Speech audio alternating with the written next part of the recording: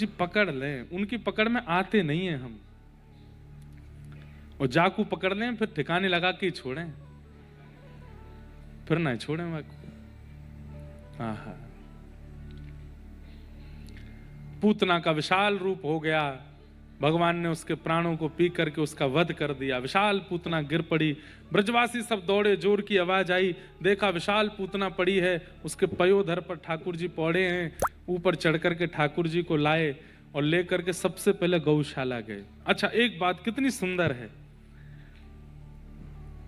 वास्तव में ये पूतना लीला से कहीं ना कहीं ऐसा नहीं लगा कि भगवान ने पूतना पर ही कृपा की, पर नहीं, ठाकुर जी एक साथ बहुत सारी लीला करते हैं, उसको समझाने के लिए एक आचार्य की आवश्यकता है। 6 दिन हो गए ठाकुर जी को जन्मे, यशोदा मैया ने मुख देख लियो, नंद बाबा ने मुख देख लियो, कछु ब्रजवासी ने मुख देख लियो, और कभी कभी यशोदा मैया ऐसे अटारी पे आ जाती हैं और अटारी पे आके लाला को ऐसे दिखा दें तो सब ब्रजवासी भी देख लेते हैं। 6 दिन बाद गौशाला में बैठी गैया रोन लगी, बोले सब जगह बस अफवाह फैला रखी है कि गौ ब्राह्मण हिताय मेरो जन्म भयो। कैसे ब्राह्मणन को दर्शन दे दियो, ब्रजवासी को दर्शन, और हम गैया 6 दिन आते यहाँ बैठी हैं, हमको तो दर्शन दियो नहीं आपने। तब ठाकुर जी ने मन बनाया, बोले भैया गैयाओं को दर्शन देने के लिए एक लंबी नसेनी चाहिए हमको। नसेनी समझते हैं? नहीं समझते, सीढ़ी, लंबी सीढ़ी चाहिए। वो जो कंस्ट्रक्शन वाली साइट्स पे होती है ना, एक ऐसी सीढ़ी लगा देते हैं ऊपर बड़ी बड़ी बिल्डिंगों पे, तो उसको हमारे ब्रज भाषा में नसैनी बोलते हैं। तो ठाकुर जी बोले, अरे गैयाओं, तुम सबन के बीच में कैसे आऊं मैं?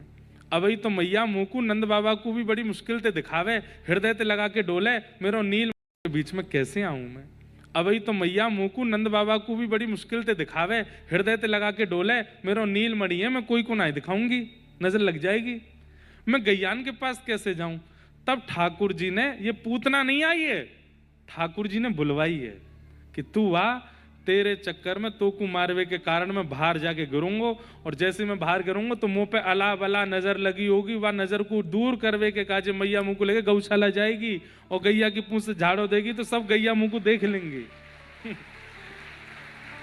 तो हर लीला में 2 पक्ष हैं, एक पक्ष सार्वभौम पक्ष है और एक पक्ष भक्ति परक पक्ष है।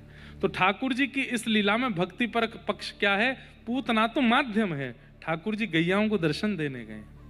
आहा, आज 6वां दिन है और पहली बार लाल जी गौशाला में प्रवेश किए, गैया रम्मान लगी हैं, सबके नेत्र सजल है गए, सब देख रही हैं, नीलमणि जैसे लाला यशोदा मैया लेके आ रही, चारों तरफ से गैयान ने घेर लियो, अपनी जीभ से यशोदा मैया को, लाला को चाटन लगी सब गैया। लाल जी के दर्शन हो गए, अपने आप पयोधर से दूध निकलने लगा गैयाओं के, अद्भुत दृश्य है। यशोदा मैया ने गैयान को पूजन कियो और बोली, मैं तो भूल ही गई, 6 दिन है गए, यही मारे पूतना आई, नंद बाबा पूजन कर गए, मैं पूजन कर गई, पर लाला अभी तक गैयान के सन्मुख नहीं आयो। अब लाला के नैने नैने हाथन से गैयान को पूजन कराओ और गैया की पूंछ से ठाकुर जी को झाड़ो दियो। गौमूत्रेण स्नापित्वा पुनर्गौरज सार्वकम, को झाड़ा दिया। गैया भगवान की वैद्य है, उस गैया को नित्य प्रणाम। मैं तो एक बात कथा में कहता हूं, कई लोग गौशाला जाते हैं और गौ गोबर और गौमूत्र से ऐसे करने लगते हैं, तो जब वे लोग मंदिर जाते हैं ना, ठाकुर जी भी यूं करते हैं। जैसे गैया के पास जाते तो गैया कभी कभी मुंह आगे करे, थोड़ा ऐसे, तो डर जाता हूं आप खिलाओ। ऐसे आप भी जब ठाकुर जी के पास जाते हो तो ठाकुर जी भी यशोदा मैया मैया जाते, डर लगे मैया के पास जाओ, मेरी गैया ते तो को भय लगे तो तोते मुंह को भय लगे, गैया लगे हाँ अति प्यारी जग पालन हारी, गैया लगे। भैया ये भी एक प्रमाण है कि आपको गौ के प्रति जीव की दृष्टि नहीं है, आपको गौ के प्रति जानवर की भावना नहीं है, अगर आपका चित्त इस बात को प्रगाढ़ रूप से कहता है कि ये जीव नहीं है, ये तो मैया है, ये तो प्यारी है, और उसकी कोई भी गतिविधि आपको भयभीत नहीं करती, तो ये बात भी प्रमाण है कि ठाकुर जी भी आपको स्वीकार कर चुके हैं। ये सब प्रमाण है भैया। वैष्णवों के चित्त में आपके प्रति प्रीति, गैया के प्रति आपके चित्त में प्रीति, ये सब प्रमाण है कि ठाकुर जी के चित्त में आपके प्रति प्रीति है। गौ से बहुत स्नेह करो, गौ से बहुत प्रेम करो। मुंबई में गैया कम है, दूसरे लोग ज्यादा हैं घरों में, पर कोई चिंता नहीं। जब जब गौशाला आसपास हो वहां जाके गैयाओं को प्रेम किया करो। गैया को नित्य आपको पता है 14 रत्न निकले समुद्र मंथन में, 2 रत्न हम मानवों को प्राप्त हैं। 14 रत्नों का विभाजन हुआ, कुछ देवताओं के पास गए और कुछ दैत्यों के पास। 2 रत्न हम मानवों के पास आए, एक तो शंख और दूसरा गैया। ये गाय जो है ये रत्न है, ये पृथ्वी समुद्र मंथन से प्रकट है सुरभि, और इन दोनों को प्रत्येक दिन स्पर्श हमारे अंग का होना चाहिए। नहीं हो पा रहा है किसी कारण से, तो कम से कम चित्त से स्मरण करके उसका स्पर्श करो। ये भी भक्ति वर्धक होते हैं। तो गैया के सन्मुख ठाकुर जी गए। धीरे धीरे ठाकुर जी 3 महीना के भये। पहली बार ठाकुर जी ने करवट लई, सो महाराज मैया ने उत्सव कियो, झरा भंडारा कियो, मेरे लाला ने आज करवट लियो है। करवट उत्सव मनायो गयो, और वही में सब ब्रजवासीन की इतनी भीड़ लगी, मैया ने पीछे जाके बैलगाड़ी के नीचे लाला सुवाए दिए, तो सक्टासुर नाम को एक दैत्य आ गयो। जैसे ही बैलगाड़ी के ऊपर सक्टासुर आयो, ठाकुर जी ने अपनो एक पांव उठा करके प्रहार कियो, बैलगाड़ी 3 बार पलट के गिर गई और सक्टासुर को वध है गयो। 3 महीना के लाला, जोर की आवाज भई, ब्रजवासी दौड़े तो देखी बैलगाड़ी पलटी पड़ी है, और बैलगाड़ी में रखे मटकान सो दूध घी दही निकरो है, और वहां के बीच में लाला पौड़े हैं, अपने हाथ पांव चला रहे हैं, गदमदरा से लाला। मैया ने आके लाला को हृदय से लगायो। इमरजेंसी पर बड़ी बैलगाड़ी कैसे गिर गई? छोटे छोटे बालक बोले मैया हम बताएं। बोले बताओ। एक बालक बोलो मैंने देखी है कैसे गिरी बैलगाड़ी। बोले कैसे गिरी? मैया तेरो ये लाला है ना गदमदरा सो। गदमदरा मतलब हट्टो टगड़ो। कई बालक होते हैं उनके ऐसे जेली जेली से हाथ होते हैं, नीचे लटके रहते हैं, गाल ऐसे लटके रहते हैं बड़े बड़े, ऐसे ही हैं ठाकुर जी गदमदरा से। मैया ये तेरो लाला है ना? बोले हाँ। जाने मैया अपनो पाम उठायो यूं और इतना लंबो कियो मैया ऐसे इतना लंबो करके जोर से मारी और बैलगाड़ी पलट गई। मैंने देखी अपनी आंखन ते। मैया बोली इतकुआ। लाला गयो हाँ मैया। मैया ने एक दियो। शर्म नहीं आवे? नेक सो मेरो लाला यूं के या को पाम इतना बड़ो है को। अरे मैया तुमको मारे, तेरी सौगंध खा के कह रहा हूं तेरे लाला ने गिरी बैलगाड़ी। मैया ने कही फिर ते आ। जैसे आप हंस रहे हैं ऐसे परीक्षित जी भी हंस रहे हैं सुन करके, और वो कहते हैं कि ये कैसी लीला है। तब शुकाचार्य जी कहते हैं नते श्रद्धा धीरे गोपा। बहुत सुंदर श्लोक है, ध्यान से सुनना।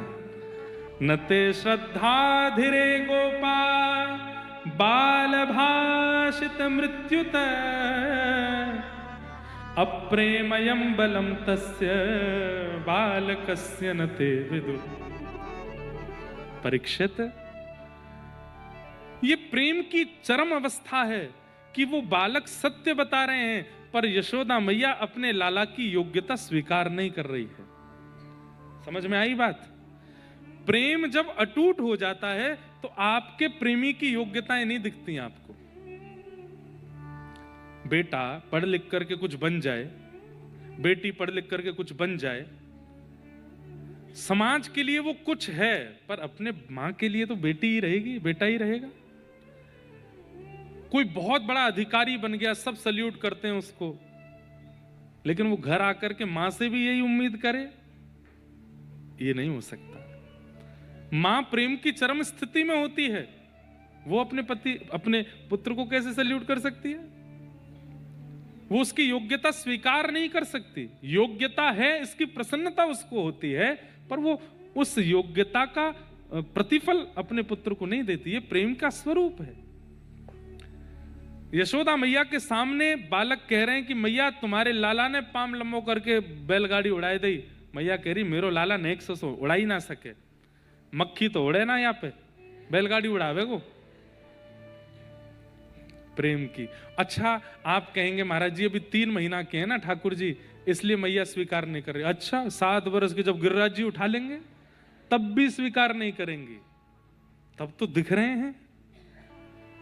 प्रेम में प्रेमी की अति योग्यता अस्वीकार की जाती है, हृदय से प्रसन्नता की जाती है उसकी योग्यताओं की, पर उसको स्वीकृति नहीं दी जाती।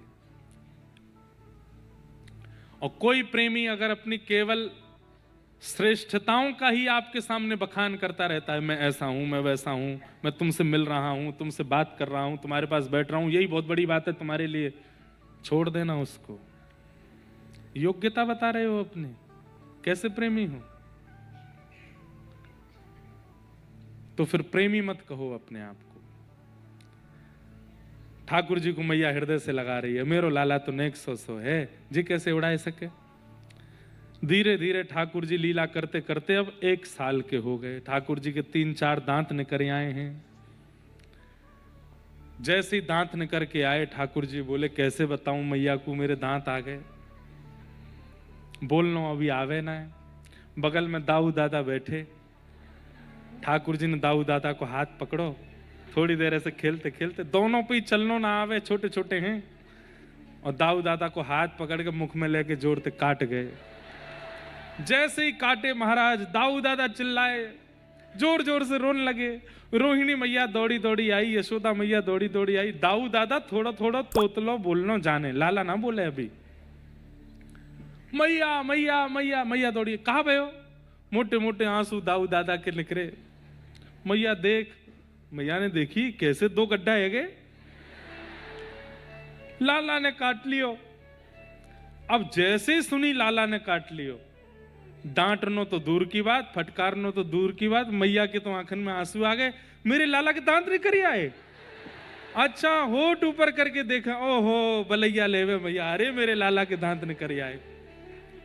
दाऊ दादा बोले बहुत बढ़िया, यहाँ मुंह काट को, यहाँ बलैया ले जा रही है या की।